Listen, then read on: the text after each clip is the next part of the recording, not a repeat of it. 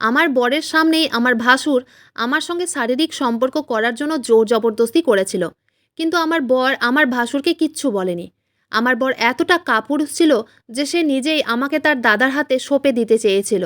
আসলে আমার বর এবং আমার জ্যাঠানি যখন তারা দুইজনের স্বইচ্ছায় একে অপরের সঙ্গে অবৈধ সম্পর্কে জড়িত ছিল, তখন আমরা কেউ এই কথাটা জানতাম না। একদিন আমার ভাসুর যখন ঘরে ছিল না, তখন আমার বর ও জ্যাঠানি একে অপরের সঙ্গে শারীরিক সম্পর্কে লিপ্ত ছিল এবং আমার ভাসুর নিজের চোখে নাকি তাদের দুইজনকে একসঙ্গে দেখেছিল। তখন আমার ভাসুর আমার বরকে অনেক মেরেছিল। আসলে আমার ভাসুর ও আমরা আলাদা বাড়িতে থাকতাম। আমরা গ্রামে থাকতাম এবং আমি যে গ্রামে থাকতাম তার পাশের গ্রামেই প্রভাস নামের একটি ছেলের সঙ্গে আমার বিয়ে হয়েছিল। প্রভাস বাড়ির ছোট ছেলে এবং আমার ভাসুরের নাম হচ্ছে প্রতাপ। বিয়ের ২ বছর পরে আমি কন্যা সন্তান জন্ম দিয়েছিলাম। কিন্তু আমার ভাসুর ও জ্যাঠানির আমাদের অনেক আগে বিয়ে হয়েছিল, তারপরেও তাদের কোনো বাচ্চা হয়নি। কিন্তু আমার শাশুড়ি এই ব্যাপারে কোনো দিন আমার ভাসুর এবং আমার জ্যাঠানিকে কিচ্ছু বলেনি, কারণ আমার শাশুড়ি খুবই ভালো মনের মানুষ ছিলেন। উনি আমাকে এবং আমার জ্যাঠানিকে অনেক ভালোবাসতেন। কিন্তু আমার শাশুড়ি আমাদের সঙ্গে এই পুরাতন বাড়িতেই থাকতেন। আমার ভাসুর ও জ্যাঠানি যেই বাড়িতে থাকতো, সেই বাড়িটা আমাদের এই পুরাতন বাড়ি থেকে কিছুটা এগিয়ে গিয়েছিল। সেদিন দুপুরবেলা আমার ভাসুর হঠাৎ করে আমার জ্যাঠানিকে নিজের বাড়ি থেকে বের করে হাত ধরে টানতে টানতে আমাদের এই পুরাতন বাড়িতে নিয়ে আসে। তার আগে জানি না কেন আমার বর বাইরে থেকে অনেক জোরে দৌড়ে এসে বাড়ির ভেতরে ঢুকে দরজাটাকে ভেতর থেকে লাগিয়ে দিয়ে হাঁপাতে হাঁপাতে আমাকে বলল, আমাদের বাড়িতে কেউ এলে দরজা খুলবে না। আমি যখন আমার বরকে জিজ্ঞেস করলাম, তুমি এইভাবে বাড়ির দরজাটাকে বন্ধ করলে কেন এবং তুমি এত হাঁপাচ্ছ কেন, তখন সে কোনো কিছু না বলেই আমাদের ঘরের ভিতর ঢুকে দরজাটাকে ভিতর থেকে লক করে দিল। ঠিক ওই সময় আমাদের দরজায় কেউ এত জোরে বাড়ি দিতে লাগলো যে বরের বারণ করা সত্ত্বেও আমাকে বাধ্য হয়ে বাড়ির দরজা খুলতে হয়েছিল। আমি যখন বাড়ির দরজা খুললাম, তখন আমার ভাসুর ধাক্কা মেরে আমার জ্যাঠানিকে ঘরের ভিতরে ফেলে দিল। আমি তখন রেগে আমার ভাসুরকে বললাম, দাদা, আপনি এটা কেমন ব্যবহার করছেন? দিদিকে এইভাবে ধাক্কা দিচ্ছেন কেন? ওই সময় আমার ভাসুরের চোখে অনেক বেশি ক্রোধ ছিল। তারপর উনি অনেক রেগে চিৎকার করে আমার বরকে ডাক দিলেন। আমার বর যখন তাও ঘর থেকে বের হয়নি, তখন আমি ভাসুরকে জিজ্ঞেস করলাম, কি হয়েছে? আমাকে কেউ কিছু বলবে? আমার ভাসুর তখন রেগে আমাদের রুমের দরজা ভেঙে দিয়ে আমার বরের কলার ধরে ঘর থেকে বের করে তাকে জোরে ধাক্কা দিয়ে বলল, তোমার বর আর আমার বউ এরা দুইজন মিলে আমাকে ঠকিয়েছে। একে তো আমার ভাই বলতেই ঘেন্না হচ্ছে। একে তো আমি আজ প্রাণে মেরে ফেলবো। আজ আমি একে ছাড়বো না। সাহস কি করে হলো আমার বউয়ের সঙ্গে অবৈধ সম্পর্ক করার? সব কিছু শোনার পরে আমি তো মাথায় হাত দিয়ে বসে পড়েছিলাম, কারণ স্বপ্নেও ভাবতে পারিনি আমার বর এই রকম কিছু একটা নোংরা কাজ করবে, তাও আবার তার নিজের বৌদির সঙ্গে। তারপর আমার বর নিজের ভুল বুঝতে পেরে আমার ভাসুরকে বলল, দাদা, আমি ভুল করেছি, আমাকে ক্ষমা করে দাও। আমার ভাসুর তখন বলল, তুই এটা ভুল নয়, অনেক বড় অপরাধ করেছিস, আর এটার শাস্তি তোকে পেতেই হবে। তাই আমি এক্ষুনি পঞ্চায়েত যাব আর তোর ব্যাপারে সব কিছু সত্যি কথা বলে দেব। পঞ্চায়েতের নাম শুনে তো আমার বর অনেক ভয় পেয়ে বলল, দাদা, তোমার পায়ে ধরছি, তুমি আমাকে যা শাস্তি দেবে আমি মাথা পেতে গ্রহণ করে নেব, কিন্তু তুমি দয়া করে পঞ্চায়েতে যেও না। ওই সময় আমার জ্যাঠানিও আমার ভাসুরের পা ধরে বলল, আমি ভুল করেছি, আমাকে ক্ষমা করে দাও। এই কথাটাকে আর বাড়াবাড়ি করো না, তাহলে আমাদের বাড়ি মান সম্মান কিচ্ছু থাকবে না। আমার ভাসুর তখন জ্যাঠানির চুলের মুঠি ধরে বলল, মান সম্মান আর কিছু বাকি রয়েছে কি? সব কিছু তো তুই শেষ করে দিলি। তুই যা করেছিস তোকে আমি আর কোনো দিন স্ত্রী রূপে গ্রহণ করব না। তুই যার সঙ্গে মুখ কালো করেছিস ওর সঙ্গেই থাক। ওই সময় আমার শাশুড়ি ঘরে ঢুকে আমার ভাসুর এবং আমার বরকে জিজ্ঞেস করলো, কি হয়েছে? তোরা এইভাবে চিৎকার চেঁচামেচি ও ঝামেলা করছিস কেন?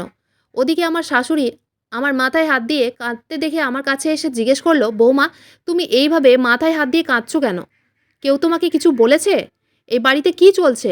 আমার ভাসুর তখন রেগে তার মাকে বলল, তোমার ছোট ছেলে আর তোমার বড় বৌমা দুইজন মিলে আমাদের ঠকিয়েছে। আমি নিজের চোখে দুইজনকে একসঙ্গে সব কিছু করতে দেখেছি। আমার শাশুড়ি তখন জ্যাঠানির কাছে এসে বলল, ছি ছি ছি, তুমি এই রকম করবে আমি তো কোনোদিন ভাবতেও পারিনি। আজ তোমার জন্য আমার বাড়িতে এত বড় অশান্তি ও ঝামেলা সৃষ্টি হয়েছে। তারপর আমার বর ভাসুরের পা ধরে বলল, দাদা, তুমি যা বলবে আমি তাই করব, কিন্তু দয়া করে পঞ্চায়েত যেও না। আমার ভাসুর তখন বলল, তুই যেমন আমার মান সম্মান নষ্ট করেছিস, ঠিক ওই রকম আমিও তোর মান সম্মান নষ্ট করে দিব। যতক্ষণ না আমি নিজের বদলা না নেব ততক্ষণ আমি তোকে ছাড়ব না। আর আমার বদলা তখনই পুরো হবে যখন আমি তোর বউয়ের সঙ্গে অবৈধ সম্পর্ক করব। তবেই তুই বুঝতে পারবি কতটা কষ্ট হয়। ভাসুরের মুখ থেকে ওইরকম নোংরা কথা শুনে রেগে গিয়ে বললাম, আপনার কি মাথা খারাপ হয়ে গেছে নাকি? এটা কোনো সমস্যার সমাধান নয়। আপনি আরও বেশি সমস্যা তৈরি করছেন। আর আপনি আমার ভাসুর হয়ে এত অশ্লীল কথা কিভাবে বলতে পারলেন?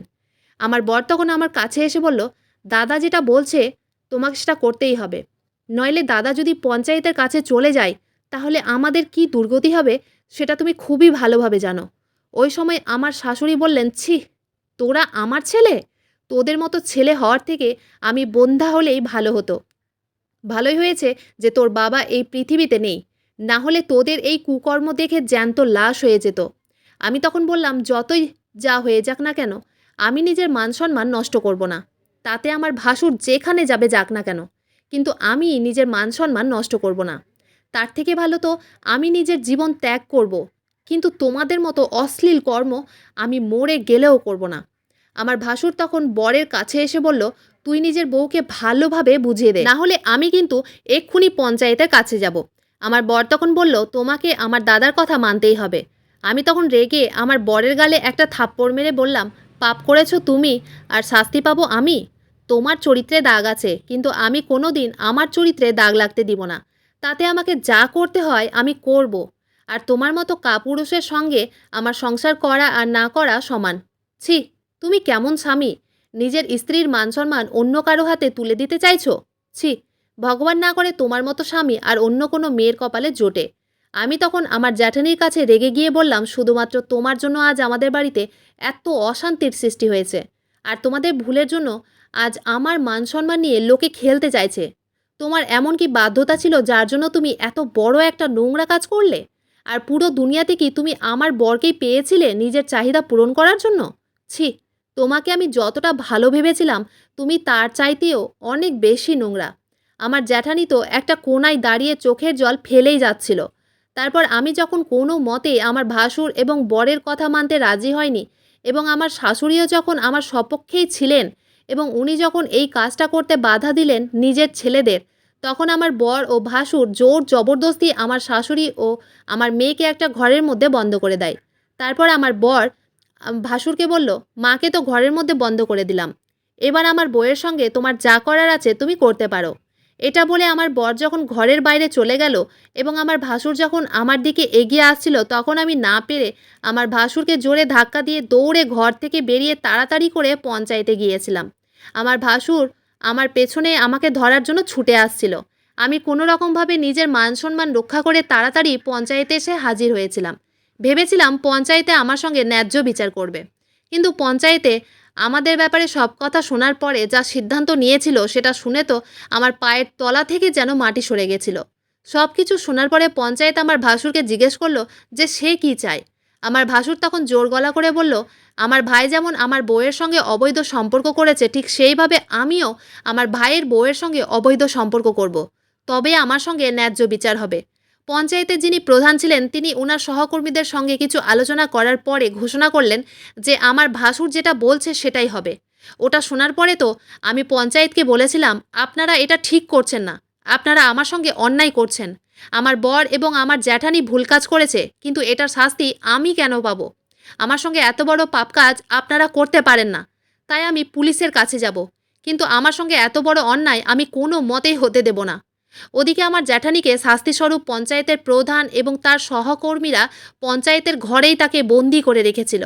আমি যখন পঞ্চায়েতের আদেশ মানতে রাজি হয়নি, তখন পঞ্চায়েতের প্রধান বলে দিয়েছিল যে গ্রামের কোনো মানুষ যাতে আমাদের সাহায্য না করে, গ্রামের কোনো দোকানদার যাতে আমাদের কাছে কোনো জিনিস বিক্রি না করে, এমনকি গ্রামের যে টিউবওয়েল থেকে আমরা জল তুলে আনতাম সেটাও আমাদেরকে বারণ করে দিয়েছিল। আসলে আমাদের গ্রামের মানুষেরা পঞ্চায়েতের প্রত্যেকটা আদেশ মেনে চলতো। তাছাড়া আমাদের কাছে আর কোনো উপায় ছিল না। পুলিশের কাছে কেউ ভয়ে যেত না, কারণ পঞ্চায়েত যখন জানতে পারতো যে কোনো মানুষ তার বিচার সালিশ করার জন্য পুলিশের কাছে গেছে, তখন তাদের সমস্ত সুযোগ সুবিধা পঞ্চায়েত বন্ধ করে দিত। তাই গ্রামের মানুষ ভয়ে পুলিশের কাছে যেত না। গ্রামে কোনো বাড়িতে কোনো কিছু অসুবিধে হলে সেটা পঞ্চায়েত মীমাংসা করত। এমনকি কেউ যদি পুলিশের কাছে যেতে চাইতো তাহলে পঞ্চায়েত তাকে কঠিন শাস্তি দিত। পঞ্চায়েতে যা কিছু মীমাংসা হয়েছিল সব কিছু শোনার পরেও আমার বর কাপুরুষের মতো চুপচাপ দাঁড়িয়েছিল। আমার তো এটা ভেবে আশ্চর্য লাগছিল, একটা মানুষের সঙ্গে এত বছর সংসার করার পরেও সে কিভাবে নিজের বউকে ধোঁকা দিতে পারে। শুধু তাই নয়, নিজের কুকর্ম করার পরে তার সমস্ত কুকর্মের ফল আমার ঘাড়ে চাপিয়ে দিতে চেয়েছিল। সে যদি ভুল করার পরে নিজের ভুল স্বীকার করে শাস্তি ভোগ করে নিত, তাও আমি তাকে ক্ষমা করে দিতাম। কিন্তু আমার বর এতটা স্বার্থপর ও নির্লজ্জ যে নিজেকে কঠোর শাস্তির হাত থেকে বাঁচানোর জন্য আমাকে বলি দিতে চেয়েছিল। এদিকে আমি মনের মধ্যে জেদ করে নিয়েছিলাম যে যতই যা হয়ে যাক না কেন, আমি নিজের ভাসুরের কাছে নিজেকে সঁপে দিতে পারবো না। আর অন্যদিকে আমার ভাসুরও আমার বরের সঙ্গে বদলা নেওয়ার চক্করে আমাকে নষ্ট করার জন্য উঠে পড়ে লেগেছিল। আর পঞ্চায়েতের নির্দেশ অনুযায়ী গ্রামের কেউ আমাদের সাহায্য করতে রাজি হয়নি। গত 2 দিন থেকে আমি, আমার শাশুড়ি ও আমার মেয়ে আমরা না খেয়েই দিন কাটাচ্ছিলাম। আমাদের বাড়ির সমস্ত রেশন শেষ হয়ে গেছিল। আমার শাশুড়ি যখন গ্রামের দোকানে গেছিল চাল ডাল কেনার জন্য, তখন কেউ আমাদের রেশন দেয়নি। কারণ গ্রামের পঞ্চায়েত বলেছিল আমাদের যদি কেউ সাহায্য করে তাহলে আমাদের মতো তাদেরও অসহায় করে ছেড়ে দেবে। ওই ভয়ে কেউ আমাদের সাহায্য করেনি। আমার 4 বছরের ছোট্ট মেয়েটা না খেয়েই দিন কাটিয়েছিল। ওদিকে আমার বর শাশুড়ির ভয়ে আমাদের বাড়ি ফেরেনি। তারপর সেদিন সন্ধ্যাবেলায় আমাদের বাড়ির দরজায় যখন কেউ ডাক দিচ্ছিল, তখন দরজা খুলে দেখলাম আমার বর বাইরে দাঁড়িয়ে আছে। তাকে দেখে তো আমার পুরো শরীর রাগে জ্বলছিল। সে তখন আমার হাত ধরে বলল, দয়া করে তুমি পঞ্চায়েতের কথা মেনে নাও এবং আমার দাদার সঙ্গে সম্পর্ক করে নাও। তাহলে সব কিছু ঠিক হয়ে যাবে, আবার সব কিছু আগের মতোই হয়ে যাবে। না হলে আমাদের না খেয়েই মরতে হবে, আমার মেয়েটারও কষ্ট হবে। আমি তখন বরের হাত থেকে নিজের হাতটা ছাড়িয়ে দিয়ে বললাম, খবরদার আমাকে ছোঁয়ার চেষ্টা করবে না। আজ তোমার পাপের ভাগী আমরা সবাই হয়ে গেছি, আর তোমার জন্য আমার মেয়েটাও কষ্ট পাচ্ছে। ছি, ঘৃণা হচ্ছে আমার তোমাকে দেখে। বর তখন আমার দিকে আঙুল দেখিয়ে বলল, সব দোষ তোমার। তুমি যদি দাদার পরামর্শ মেনে নিতে তাহলে আজ এত খারাপ দিন আমাদের দেখতে হতো না। আমি তখন বরকে বললাম, তুমি কী ধরনের স্বামী যে কোনো রকম দ্বিধাবোধ ছাড়াই নিজের স্ত্রীকে নিজের দাদার কাছে বিক্রি করে দিতে চাইছো? প্রত্যেকটা স্বামীর কর্তব্য হচ্ছে তার স্ত্রীর মান সম্মান রক্ষা করা। কিন্তু তুমি এতটা নির্দয়, নিষ্ঠুর ও নির্লজ্জ যে আমার মান সম্মান নিজের হাতে নষ্ট করার জন্য উঠে পড়ে লেগেছ। আমি তোমাকে কোনো দিন ক্ষমা করতে পারবো না। তুমি আমার চোখের সামনে থেকে দূর হয়ে যাও, নইলে আমি ধাক্কা মেরে তোমাকে এই বাড়ি থেকে বের করে দিব। ওই সময় আমার শাশুড়ি ঘর থেকে বেরিয়ে এসে তার ছেলেকে দেখে অনেক রেগে গিয়ে ভেতর থেকে একটা লাঠি এনে বলল, বেরিয়ে যা এখান থেকে, না হলে এই লাঠি দিয়ে তোকে মেরে মেরে তোর পিঠের ছাল আমি তুলে দেব। বেরিয়ে যা আমার চোখের সামনে থেকে, আমি তোদের মুখ দেখতে চাই না। ওই কথাটা বলে আমার শাশুড়ি আমার বরকে ঘর থেকে বের করে দিয়ে ভেতর থেকে দরজাটাকে লক করে আমাকে জড়িয়ে ধরে কাঁদতে শুরু করলো। ও আমার মাথায় হাত বুলিয়ে বলল, আমি যতদিন বেঁচে আছি তোমার সঙ্গে অন্যায় হতে দিব না। আমি তোমার নিজের মা নাও হতে পারি, কিন্তু আমি তোমার শাশুড়ি মা। তোমার জায়গায় যদি আমার মেয়ে হতো তাহলে আমি তার এইভাবেই রক্ষা করতাম। তুমি আমার নিজের মেয়ে না হলেও তুমি তো অন্য কারোর মেয়ে, তাই তুমি একদম চিন্তা করো না। এই বলে আমার শাশুড়ি নিজের হাত থেকে লাঠিটা ফেলে দিয়ে ঘরের ভিতরে চলে গেলেন। আমি তো কিছুই বুঝতে পারছিলাম না যে এবার আমি কি করব। একবারের জন্য ভেবেছিলাম আমার বাবা মায়ের কাছে আমি চলে যাব, কিন্তু আমার বাবা মা তো নিজেই খুব অসহায় ছিল। তাদের বয়স হয়েছিল। আমার বাবা মা বৃদ্ধ হওয়ার কারণে কাজ করতে পারতো না, এবং আমার দাদা তাদের থাকা ও খাওয়ার দায়িত্ব নিয়েছিল। ওই অবস্থায় আমি যদি বাবা মায়ের বাড়ি চলে যেতাম তাহলে হয়তো তাদের উপরে আমি বোঝা হয়ে যেতাম। এই ভেবে আমি বাবা মায়ের কাছে যেতে পারিনি। সেদিন রাতের বেলা আমাদের বাড়িতে কিছু খাবার ছিল না। যেই দুটো মুড়ি রাখা ছিল সেই দুটো মুড়ি জলে ভিজিয়ে আমার মেয়েকে খাইয়ে ঘুম পাড়িয়ে দিয়েছিলাম। এদিকে আমার শাশুড়ি ও আমি সেদিন রাতেও না খেয়েছিলাম। তারপর অর্ধেক রাতে মনে হলো আমাদের দরজায় কেউ যেন বাড়ি দিচ্ছে। তখন মনে হয়েছিল হয়তো আমার বর আবার বাড়ি ফিরে এসেছে। দরজার শব্দ পেয়ে আমার মেয়ে ও শাশুড়ি উঠে যাবে এই কথাটা ভেবে আমি তাড়াতাড়ি ঘরের দরজা খুলতেই তাকে দেখে ভয়ে আমার শরীর কেঁপে উঠল। কারণ দরজা খুলতেই দেখলাম আমার ভাসুর দাঁড়িয়ে আছে এবং সে আমাকে দেখে বলল, দেখো, তুমি আমার ভাইয়ের বউ, এটা আমি খুব ভালোভাবে জানি, কিন্তু আমার মান সম্মান এবং আমার জীবন নষ্ট করেছে তোমার বর। সেটার বদলা আমি নেবই। তাই তোমাকে আমার সঙ্গে রাত কাটাতেই হবে, নইলে না খেতে পেয়ে আমাদের সবার নাজেহাল অবস্থা হবে, আর তোমার মেয়েও না খেতে পেয়ে মারা যাবে। তাই তুমি যদি তোমার মেয়েকে একটুও ভালোবাসো তাহলে আমার সঙ্গে রাত কাটানোর জন্য রাজি হয়ে যাও, না হলে আমি তোমার সঙ্গে জোর জবরদস্তি সম্পর্ক করতে বাধ্য হয়ে যাব। তারপর আমি ভাসুরকে বললাম, আমার মেয়ের চিন্তা আপনাকে করতে হবে না। আমার মেয়ের জন্য এখনও আমি বেঁচে আছি। ভাসুরের কথা শুনে আমি তাড়াতাড়ি রান্নাঘরের দিকেই যাচ্ছিলাম। তখন উনিও ছুটতে, ছুটতে আমার পেছনে এলেন। আমি বুঝে গেছিলাম উনি আমাকে নষ্ট করবেন এবং আমার জীবনটাকেও শেষ করে দিবেন। আমি তাড়াতাড়ি রান্নাঘরে ঢুকে একটা চাকু হাতে নিয়ে বললাম, "আপনি যদি ভুল করেও আমাকে ছোঁয়ার চেষ্টা করেন, তাহলে এই চাকু দিয়ে আপনার গলা কাটতে আমার মনে কোনো ভয় হবে না। আপনি যদি নিজের জীবন বাঁচাতে চান, তাহলে এক্ষুনি এই ঘর থেকে বেরিয়ে চলে যান। না হলে এই চাকু দিয়ে আমি আপনাকে ক্ষত করতে বাধ্য হয়ে যাব।" আমার হাতে ছুরি দেখে ভাসুর ভয়ে আমাদের ঘর থেকে বের হতে বাধ্য হলো। তারপর আমি যখন ঘরের দরজাটাকে বন্ধ করে ওখানেই বসে হাউমাউ করে কাঁদতে শুরু করলাম, তখন আমার শাশুড়ি ঘরের ভেতর থেকে বেরিয়ে এসে বলল, "কি হয়েছে বৌমা? তুমি এইভাবে এত রাতে এখানে বসে কাঁদছো কেন? কেউ বাড়িতে এসেছিল?" আমি তখন শাশুড়ি মাকে বললাম, "কাঁদবো না তো আর কি করব মা? আমার জীবনে আর কি বাকি রয়ে গেছে? আপনার ছেলে এমন কাজ করেছে যেটার জন্য আমরা সবাই এখন ভুক্তভোগী হয়ে গেছি। আর এটার প্রভাব আমার মেয়ের উপর পড়ছে। ও এখন কত ছোট, ও এসব কিচ্ছু বোঝে না। আর এইভাবে না খেয়ে লুকিয়ে, লুকিয়ে কতদিন আমাদের দিন কাটবে? কতদিন আমার ভাসুরের ভয়ে দরজা বন্ধ করে আমি ঘরের ভিতর থাকবো? কারণ আমার মনে তো ভয় ঢুকে গেছিল আমার ভাসুরকে দেখে। কারণ আমার ভাসুর যখন তখন এসে আমার সঙ্গে জোর জবরদস্তি সম্পর্ক করার চেষ্টা করত। কখনো বা আমি তাকে ভয় দেখিয়ে বাড়ি থেকে তাড়িয়ে দিতাম। কখনো বা আমার শাশুড়ি আমার মায়ের মতো পাশে এসে দাঁড়াতো এবং নিজের ছেলেকে বাড়ি থেকে বের করতে সংকোচ বোধ করতো না। আমার শাশুড়ি আমাকে অনেক সাপোর্ট করেছে। আমার শাশুড়ি আমাকে মেয়ের মতোই ভালোবাসা দিয়েছে। ওই ঘটনাটা হতে ২-৩ বছর হয়ে গেছে। আমি এখন আমার শাশুড়ির সঙ্গে শহরে আছি। এখানে ছোটখাটো কাজকর্ম করে আমাদের সংসার চলে। আমার মেয়েকে এই শহরে একটা সরকারি স্কুলে ভর্তি করেছি। আমিও শাশুড়ি বাড়িতে বসে হাতের কাজকর্ম করে সেগুলোকে বিক্রি করে আমাদের কাছে ভালো টাকা আসে এবং যা টাকা আসে সেই টাকা দিয়ে আমাদের চলে যায়। আসলে যেদিন রাতে আমার ভাসুর আমার সঙ্গে জোর জবরদস্তি করার চেষ্টা করেছিল, সেদিন রাতেই আমার শাশুড়ি সিদ্ধান্ত নিয়েছিল যে আমাদের এখানে থাকা ঠিক হবে না। তাই আমি ও শাশুড়ি মুখের মধ্যে কাপড় ঢাকা দিয়ে লুকিয়ে সেদিন আমার দাদার কাছে গেছিলাম এবং তাকে সবকিছু সত্যি কথা বলতে বাধ্য হয়েছিলাম এবং আমার দাদাকে আমার শাশুড়ি বলেছিল নিজের সেই পুরাতন বাড়িটা বিক্রি করার কথা। দাদাকে সবকিছু বলার ২-৪ দিনের মধ্যেই আমার দাদা ওই বাড়ি বিক্রি করার ব্যবস্থা করে দিয়েছিল। তারপর আমি ও শাশুড়ি রাতারাতি ওই বাড়ি থেকে লুকিয়ে শহরে চলে এসেছিলাম এবং এই সবকিছুর জন্য আমার দাদা ও শাশুড়ি আমার অনেক সাহায্য করেছিল। আমার বর যদি ভালো হতো, আমার বর যদি একবারও আমার মেয়ে ও আমার কথা চিন্তা করত, তাহলে আমাদের আজ এই রকম দিন দেখতে হতো না। আমার শাশুড়ি নিজের মায়ের মতোই সবসময় আমার পাশে থেকেছে। আজ উনি আমার পাশে না থাকলে আমি আমার মেয়েকে নিয়ে কোনো দিন এই শহরে বাস করতে পারতাম না। বাড়ি বিক্রি করে যে টাকা পেয়েছিল, সেই টাকা দিয়ে আমার শাশুড়ি একটা ছোট্ট ঘর কিনে নিয়েছিল। শহরে আসার পরে ১ম এ আমাদের খুব কষ্ট হয়েছিল। এমনকি আমাদের রাস্তাতেও দিন কাটাতে হয়েছিল। পরে অনেক কষ্ট করে শহরের একটা ছোট্ট এলাকাতে আমরা এই ছোট্ট বাড়িটা কিনে নিয়েছি। আমাদের বাড়ির আশেপাশের প্রতিবেশীরা আমাকে জিজ্ঞেস করত, "তুমি কিভাবে স্বামী ছাড়া নিজের মেয়েকে নিয়ে একা থাকছো? তুমি তো এখন অনেক জোয়ান।" আমি তাদের বলেছিলাম, "ওইরকম স্বামীর সঙ্গে থাকার চাইতে একা থাকা অনেক ভালো। যেই স্বামী নিজের স্ত্রীর মান-সম্মানের খেয়াল রাখতে পারে না, সেই স্বামীর অন্ততপক্ষে আমার কাছে কোনো মূল্য নেই।" মাঝে মধ্যে আমার দাদা এই শহরে আমার সঙ্গে লুকিয়ে দেখা করতে আসে এবং আমার শ্বশুরবাড়ির লোক এই ব্যাপারে কিচ্ছু জানে না। পরে খবর পেয়েছিলাম আমার বর নাকি পাগলের মতো ছেঁড়া-ফাটা জামাকাপড় পরে গ্রামের রাস্তায়, রাস্তায় ঘুরে বেড়ায়। আর আমার ভাসুর আবার তার বউকে নিয়ে দিব্যি সুন্দর সংসার করছে। আমার দাদা বলেছিল আমার বর নাকি বাবার বাড়িতে গিয়ে মানে আমার দাদা ও বাবাকে জিজ্ঞেস করেছিল আমাদের ব্যাপারে। কিন্তু আমার দাদা ও বাবা আমার ও আমার শাশুড়ির ব্যাপারে কিচ্ছু বলেনি।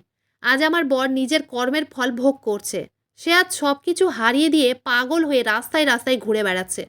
আমি ভেবে নিয়েছি আর কোনো দিন পেছন দিকে ঘুরে তাকাবো না এবং আমি দাদাকে বলেছিলাম সে যাতে আমার বরের ব্যাপারে আর কোনো দিন কোনো কিছু আমাকে না বলে। ওদিকে আমার শাশুড়ি যখনই তার ছেলের ব্যাপারে শুনতো তখনই সে লুকিয়ে কান্নাকাটি করত। কিন্তু আমার সামনে নিজের কষ্ট ও কান্না প্রকাশ করতো না।